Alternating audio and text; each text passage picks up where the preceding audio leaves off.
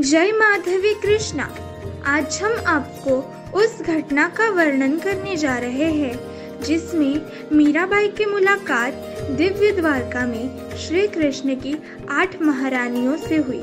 ये कथा हमें मीरा चरित में मिलती है। एक रात मीरा द्वारका के सागर तट पर बैठी थी। अचानक वहाँ एक रूपवान स्त्री आई और उसने मीरा को अपने साथ पधारने के लिए कहा। मीरा उठ के उसके साथ जाने लगी। वो रूपवान स्त्री मीरा को सागर के और करीब ले गई और फिर उसने मीरा का हाथ थाम लिया और दोनों सागर पे चलने लगी। सागर मानो भूमि हो गया था। ना मीरा के वस्त्र गीले हो गए थे, ना मीरा सागर में डूब रही थी, वो सागर में चल रही थी। वो दोनों सागर के बीच में स्थित दिव्य द्वारका के पास पहुंचे। मीरा आश्चर्यचकित हो गई। सामने स्फटिक और स्वर्णों से बना संसार का सबसे सुंदर महल था। उसकी भूमि स्वर्णमयी थी और चारों ओर रत्नों से मंडित भवन सुशोभित थे। वहाँ पे द्वारका की पट्टमहिषी देवी वैदर्भी की दासी शोभा उपस्थित हुई। उसने मीरा को अपने साथ चलने के लिए कहा। वो दोनों हीरे से निर्मित जगमगाते महल के द्वार पर पहुंच गई। आगे विस्तृत चौक था, चारों ओर रत्न जटित भवन, बीचों बीच विभिन्न पुष्प और फलों से लदे उपवन थे। इतना सब दिव्य, इतना वैभव कि शब्द ही छोटे पड़ रहे थे। चारों ओर रूपवान दासियों की चहल पहल थी। वो सब मीरा को सम्मान देती चल रही थी। मीरा ने तो मेवाड़ और चित्तौड़ का वैभव देखा था, पर यहाँ की तो साधारण दासी भी महारानियों से अधिक ऐश्वर्य और सौंदर्य की स्वामिनी थी। अनेक कक्ष दालन पार कर मीरा और शोभा एक ऐसे कक्ष में पहुंची जहाँ एक ऊंचे रत्नजटित स्वर्ण सिंहासन पर सौंदर्य, ऐश्वर्य और सौकुमार्य की साम्राज्ञी देवी रुक्मिणी विराजमान थी। मीरा को देखते ही रुक्मिणी बहुत खुश हो गई। उन्होंने मीरा को गले से लगा लिया। रुक्मिणी रानी मीरा से बोली, मीरा, सभी बहनें तुमसे मिलना चाहती है।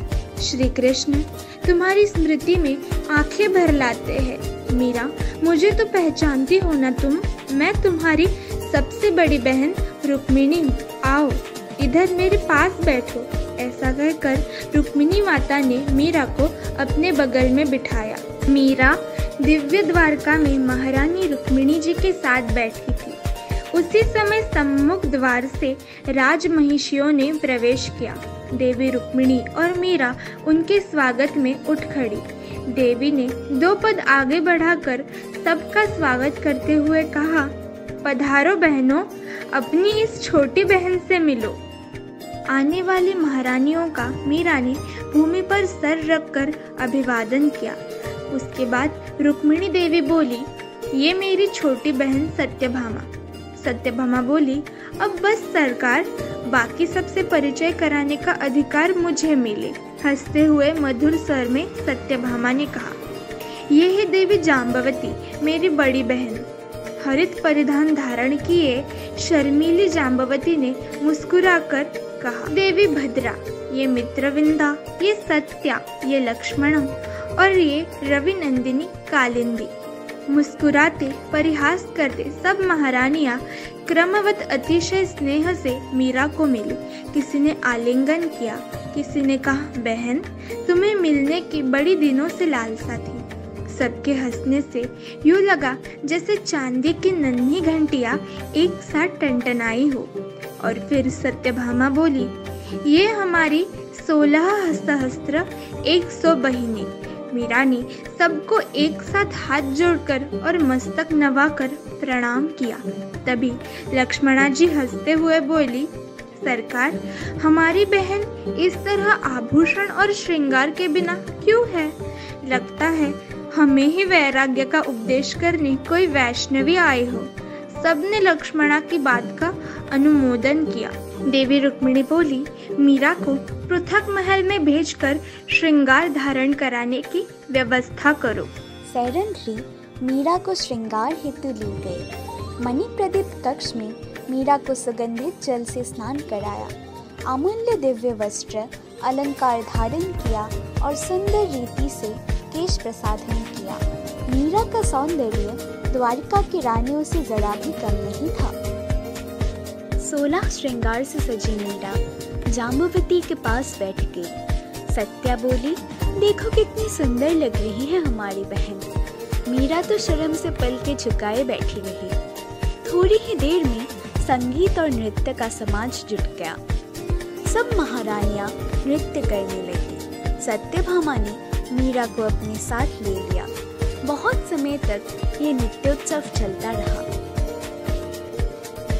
मीरा नवकिशोरी दुल्हन के रूप में दिव्य द्वारका में है।